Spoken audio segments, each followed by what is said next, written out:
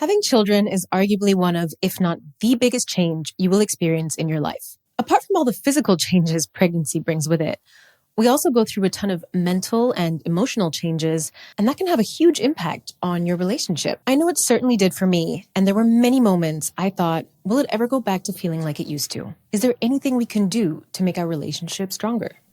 Hello, and welcome to Partners Beyond Parenthood, the podcast that helps new parents thrive without losing themselves. I am your host, Saba Bosuener, and in today's episode, I'm going to share an exercise that my husband and I do once a week that helps us stay on top of things, not only for work, but also how we're performing as partners, which has ultimately created better understanding of each other's situation and made our relationship stronger since having kids. So the format we use originally came from Dan Martell, best-selling author of Buy Back Your Time and a top growth coach for businesses. My husband and I are actually a part of a business mastermind from Ravi Abuvala called Scaling with Systems, and we came across a video of his on YouTube where he interviewed Dan Martell. Now, these are two people that inspire us and have helped us make positive changes in our business and just general time management as well. So this video talks about managing or buying back your time. And the first question asked was, what system in his personal life has made all other things easier for him? This him being Dan Martell. And his answer? His weekly meeting with his wife. Now, bear in mind, this is a high net worth CEO. So for his weekly meeting with his partner to be his answer invigorated a lot of curiosity on my end, because the first thought that usually or often comes to mind when thinking of high-level CEOs is how busy they are and maybe don't really have so much time for family. So here it is. I'm going to walk you through the structure with you in this episode. And just a side note, we adapted it ever so slightly to incorporate some family values as a part of it. And here's our outline of the version from Dan Martell's one. I'll make sure to link in the show notes. So first, you discuss each other's wins of the last week. We share around 3 wins of the past week, but it can be more or less depending on how eventful your week has been. And what is meant by a win is totally up to you. It can be a business goal. It can be you going to the gym however many times you set out to go, not having that chocolate cake, calling a friend or family member you've been meaning to talk to for a while, reaching a personal milestone, literally anything that you'd consider a win in your books. Once you've gone through those, then you write down what your 3 goals are for the following week. Now, this can take some planning since this may more likely be personal work goals. But what I love about setting goals with your partner or saying them out loud to your spouse is that you share visions together and can help keep each other accountable. What has actually helped us is having a whiteboard in our office at home where we write each week what our goals are. So we also remember, okay, those are the goals, and you'll essentially remember what you need to hold them accountable for. So it's very helpful to kind of see that on the board every day. Now, having said that, communication is a very interesting thing. And how words are said or questions are posed can invoke a lot of different emotions. I've had my husband, Leo, ask me straight out, like, why haven't you achieved your goals yet? As we near the end of the week. And I know he's just keeping up his side of the accountability deal, but I had to ask him to communicate differently. I prefer more subtle questions like, how far are you on XYZ? Or when do you think you'll accomplish that goal? The question is getting at the same answer, but gives me a little more flexibility and room on my end to acknowledge where I am within achieving that goal and maybe mapping out a quick game plan of how I might be able to get that done quickly, because I may have just needed that reminder or that nudge from my accountability partner. So just be clear to set preferences on how you communicate on that end. In terms of what you want to accomplish, I'd recommend setting goals or future wins in a way that you can actually see progress. As an example, instead of saying, I want to go to the gym more frequently next week, you could say, I want to go 4 times next week, if up until now you've only gone twice. It's something that you can measure more easily. All right. The next part is role rating. So that's on a scale from 1 to 10, 1 being bad and 10 being good. You rate them on how they showed up as a partner, how they made you feel, how they did in general in the past week, and so on. Now, needless to say that if one of you gives a low or lower number, it's important not to get defensive and always accompany your score with concrete examples. This weekly meeting is there to be able to safely share your feelings and just take in what your partner has been feeling throughout the week and to hear their point of view. I'm not going to lie, it took a few weeks for us to work on that, so don't be discouraged if you end up discussing a bit when you start doing these meetings. What we noticed that has been very helpful is having concrete examples, as it makes it easier to relate where some of your feelings may come from, particularly when they're negative. You may also be thinking, but then I'll probably forget, or what if I forget that specific example? If you do forget, when it comes to talking about whatever issue it was, you might just have needed some time apart to process it and realize it might not be as important anymore. Or maybe even you came to understand why that thing happened that made you feel upset in the first place and didn't feel the need to address it any further because you were able to get the full picture just by waiting a bit longer. Sometimes just letting things pass can also show you that it's not even worth giving energy to it, which, can often end up in negative feelings.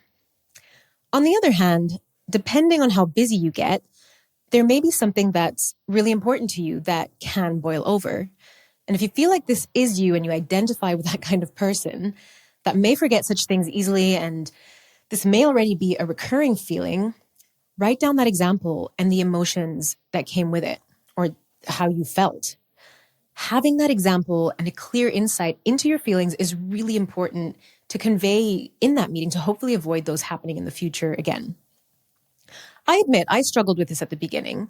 It wasn't so easy for me to remember some things, so after a few weeks when something did happen that I wanted to remember, I'd make a note of it, and now it's become much easier to stay on top of that. Also, what I found is that through having these meetings, things have gotten consistently more positive.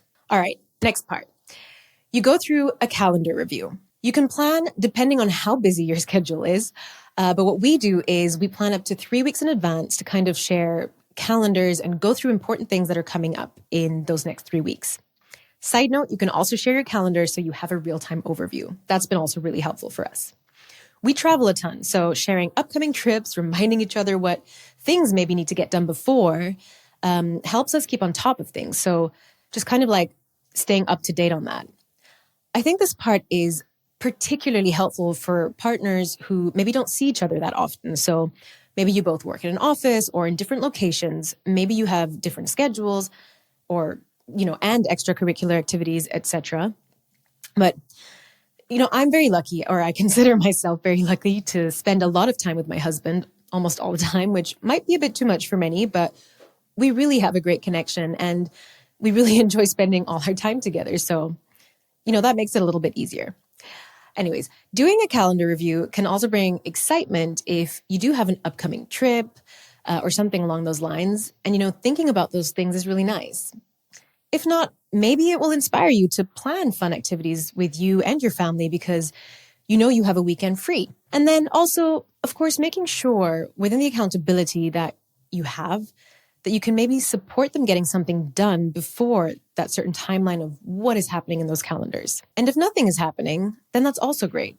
That's a very clear cut, okay, in the next few weeks, we are here and having such an open calendar, and that can open up to something else. Now, I'm not at that stage yet, but I'm sure as the kids get older, a lot of your calendar will start filling up with activities for your kids or things at school. So it's just a great way for both parents to be super involved in that as well.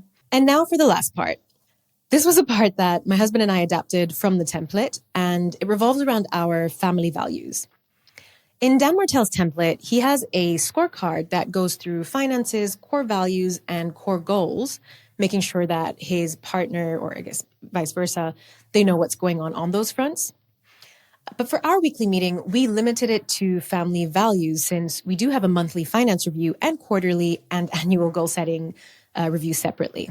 So in this last part of the weekly meeting, we talk about the family values that we've taken, which is from the TRICK framework.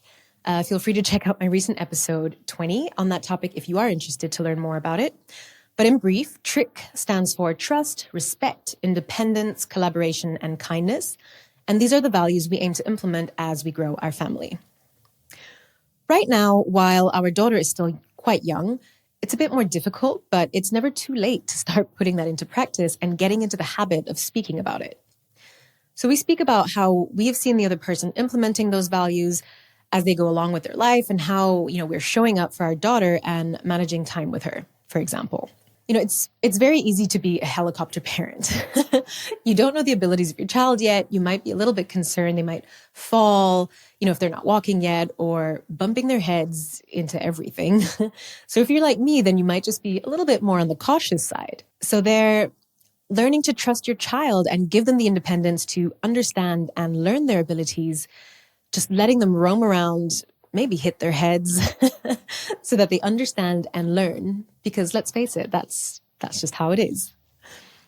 Or remembering that often your child may just need some empathy when having a tantrum, and that they're not trying to give you a hard time, but instead are having a hard time. So, remembering that kindness can go a long way in those moments, no matter how stressed or sleep deprived you may be in those moments. Those kind of little things where we can really develop the values as the kids grow older and make sure that we're staying true to the values that we have, because I'm sure it's going to get even harder to stay on top of these things. So yeah, we're happy to start as early as now and, make sure we hold each other accountable. All right. So there you have it. An overview of our weekly meeting that has made our relationship stronger. One thing I'd like to add that I think is important is not always falling into the same patterns, like reasons why, they get the same high score, for example. Essentially, it's a lot of gratitude in those moments. If both of you end up scoring high, it's really important to point out the really good things and provide examples there as well. Gratitude and appreciation can go a really long way and can even encourage those actions to be repeated. And who doesn't want to feel more connected to their partner, particularly if you've been struggling with a new addition to your family? Now, if you're wondering how long this all takes, honestly, it can take anywhere from 10 minutes to 30 minutes or more, depending on how in-depth you want to get. We block half an hour on our calendar, and we spend quite a lot of time together. So I feel like some of that stuff doesn't take up as much time, and we rarely take up the 30 minutes. But just to give you an idea of how long it might take to do it, we do it once a week, either when our daughter is down for a nap or in the evening when she's gone to sleep. It's just a nice way to have some focus time to get back together, on a weekend, for instance, or whenever works for you and your schedule. It keeps you going and really helps you stay on top of things. Now, if you're still listening here and thinking, whoa, this sounds pretty intense, to many, this may seem crazy, and I won't lie. At the beginning, I was also a little on the fence about doing these weekly check-ins with my husband. I kind of thought it would feel mechanical and take away from the in-the-moment feeling and thoughts, and not to mention me forgetting stuff that I thought was important. I kind of thought, well, don't we talk throughout the week? We spend so much time together. Is it really necessary to take even more time to focus on things like this? And the truth is, yes. Having that focus time set aside for specifically that meeting and having the structure really helps you think about things throughout the week and be more mindful about them. I honestly can see how it has helped us not only personally in our romantic relationship, but also our business relationship, and making sure that we both get things done. And honestly, when you're getting things done on a business level or work level, it also just makes you so much calmer and less stressed. So all in all, it's a really great balance. I've spoken to a few other parents now, and I have to say that from many of those people that have a really strong relationship, they all seem to set time aside for a weekly meeting or check-in. So that must be something good to do. So of course, this may not be for everyone. It depends on your personality and the time that you have, etc. But in general, it's worth giving it a shot. I know it's helped us. We're really happy that we have these check-ins, and it can't hurt to try. So there you have it. That's an overview of our weekly check-in. And I hope this can be helpful to you. And if you do happen to give this a try, I'd love to hear how your journey is going with these check-ins. Feel free to connect with me on Instagram or reach out to hello@partnersbeyondparenthood.com and let me know how it's going. Thank you so much for tuning in and sticking around to the end. I hope you enjoyed this conversation. If you've just watched and enjoyed this video, I'd be so grateful for a like and if you'd hit the subscribe button. With your support, I'll be able to invite bigger guests and provide more value. If you're listening to the audio only, make sure to follow this podcast to get tips on parenting and partnership and hear inspiring stories from other parents as well. See you next week.